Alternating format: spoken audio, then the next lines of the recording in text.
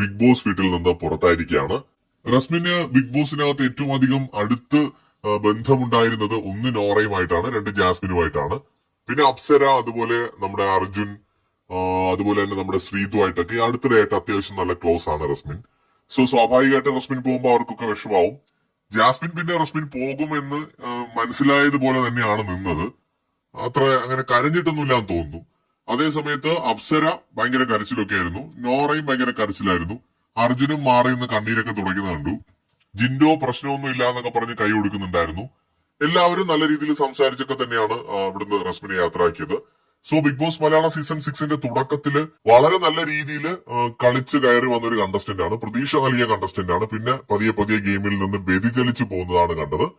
എന്തായാലും നമുക്കൊക്കെ അറിയാം ഈ ദിവസം പോവാ തീർച്ചയായിട്ടും റസ്മിൻ തന്നെയായിരിക്കുമെന്ന്. അത് തന്നെ സംഭവിച്ചു. റസ്മിൻ വീട്ടിൽ നിന്ന് പുറത്തായിരിക്കുകയാണ്.